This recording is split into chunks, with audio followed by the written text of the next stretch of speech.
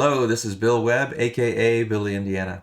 Today I'm going to do a little bit of a different video, kind of an unboxing, kind of a review, and definitely a comparison. I'm going to unbox this deluxe edition of Joraku, which is a game that I love and I recently got a chance to play a friend's version of, but this one's still sealed, so we're going to open it up and see what's inside the box. And I'm going to compare it to the original version, which is one of my favorites, and I've done a review for this probably over a year ago, but I want to compare the two and tell you what the differences are, show you what the different components look like. So if you're curious, stay tuned.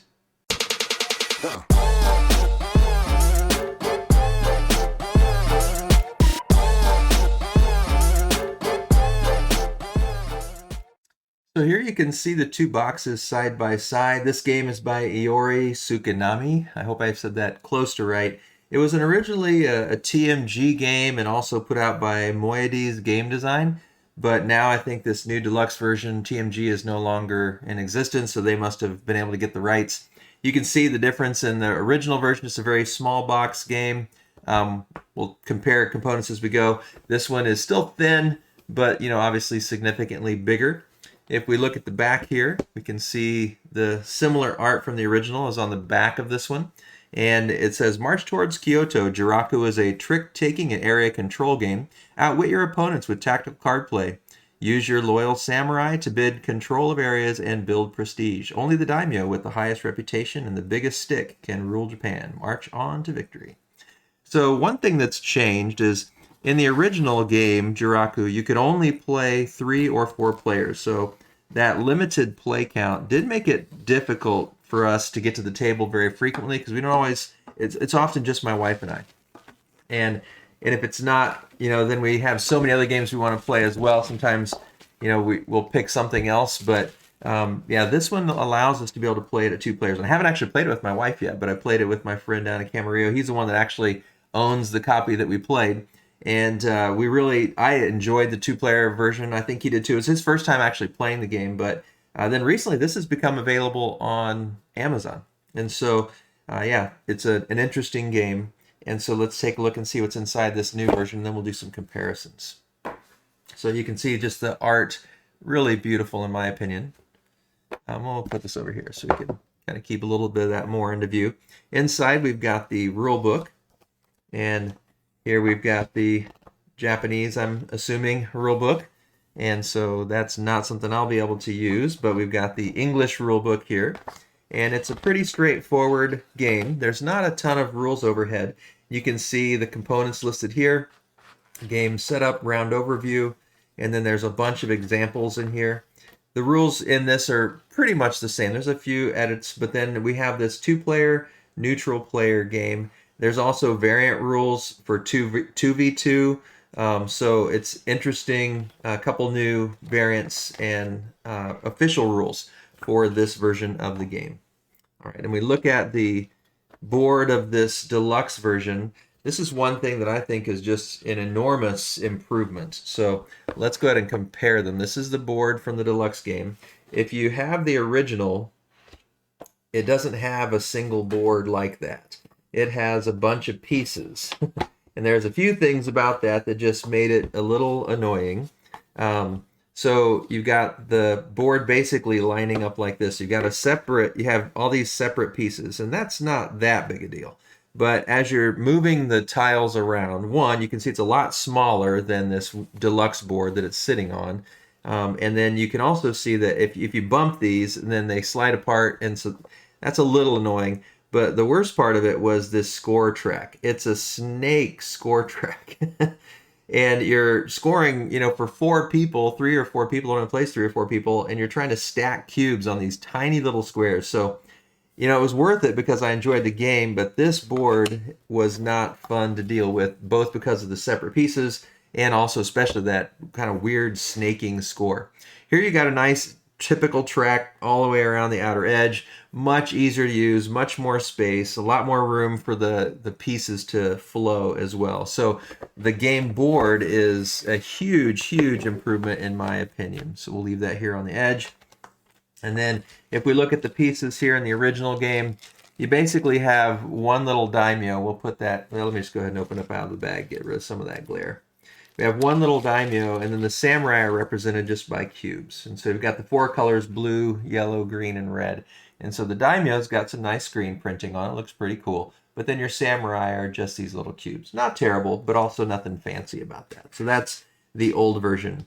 Now here you can see in the new version, we've got really nice wooden pieces to represent the samurai. And then, so there's a few bags here for the different samurai pieces, but you can see the much better quality than cubes. So those are nice. And then we've got the scoring markers here. So we've got bigger scoring markers that are easier to stack because they're just thin little discs. So if you are in the same spot, they can easily stack over each other. So that's nice. And then the daimyos are, even though the daimyos in the first game were pretty cool, the daimyos in this game I think are even better. So, they're a little bit bigger. They're on horses, and we're supposed to be marching towards Kyoto across this map. So having them on horses is kind of cool. All right, so that's the comparison of some of the components. And then the cards, the cards are nice in both games. My friend that actually put me onto this deluxe version, he actually prefers the older one, so I'll do a quick comparison. There's these nice player aids that come in the game, and then you've got the Kachidoki card, which is what kind of tells the points for each hand and who's winning. And then you've got some daimyo cards that you shuffle up at the beginning to see who's going to start where on the board and who the first player is. And then you've got these cards for trick taking. And then there's also these variant cards. So you've got these 6 variant cards if you want to try playing different ways. And then these are the trick taking cards that come in the 3 suits: the yellow, the red, and the blue. And it's an interesting trick-taking game because you have to follow suit if you can. There's not really a trump, but the ninja wins if a 6 has been played. So the ninja card, we'll see if we can find one. Here we go. There's the ninja card. If a 6 was played, then the ninja wins. If a 6 wasn't played, the ninja doesn't. But there's another interesting aspect, because as soon as you play the card, you do the action. So there's a couple actions you can choose. If you use if I played a 6, I could either put up to 3 of my samurai on section 6 here on the board, or I could have 6 action points. And for 1 action point, I can move one of my samurai. For 2 action points, I can move my daimyo 1 section. So if I wanted to move a samurai 2 sections, that'd be 1 point, 1 point. If I wanted to move my daimyo 2 sections, that'd be 2 points, 2 points. You can also use 1 action point to remove a samurai of your opponent. So you either put samurai down on that number, or you can move. And so any of the numbered cards, that's what their function is. You get to choose one of those.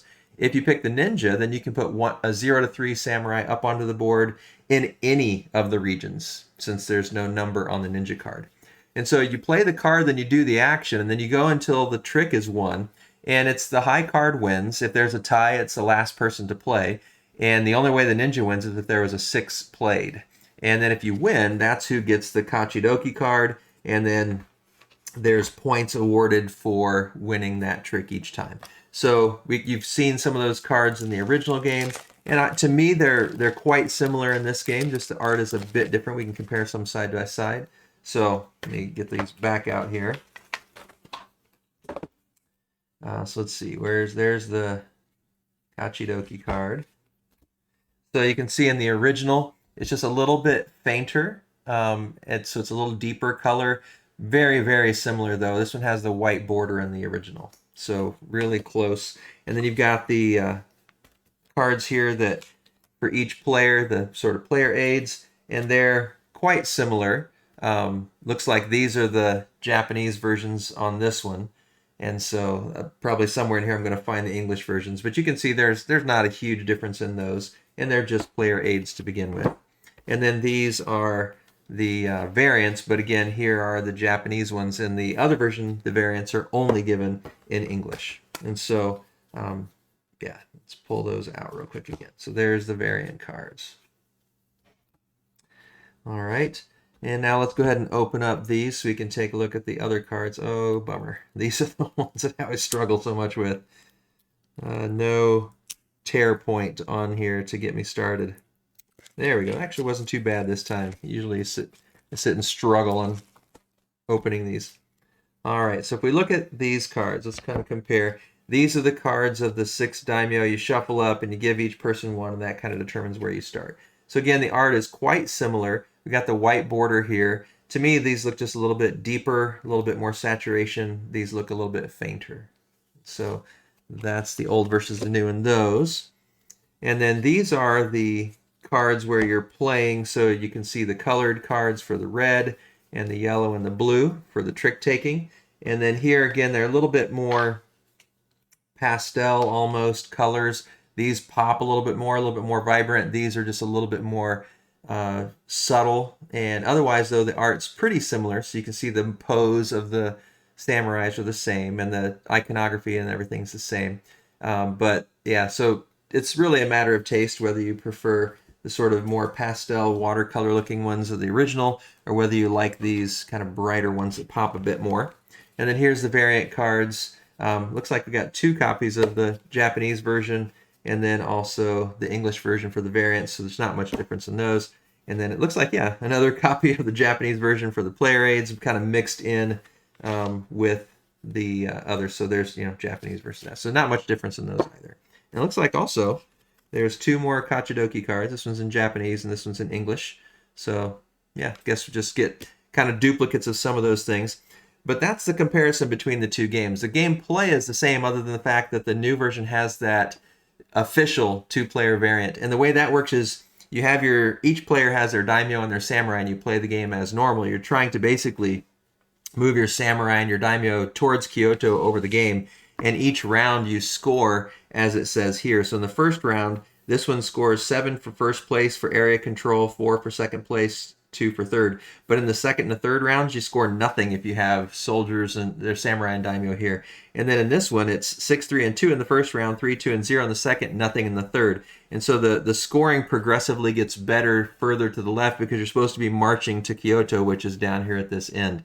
And so in the end, down here in the third round of scoring, it's 15, 10, and 5 for first, second, and third place in this region. But in the first portion of the game, first round of the game, it's 0, 0, 0. So the scaling just changes. So you're constantly moving your samurai around, your daimyo around, trying to kick off the samurai of the other player, and so you can maintain majority in as many sections as possible. And you want to try to have them in the areas that score the most for each round.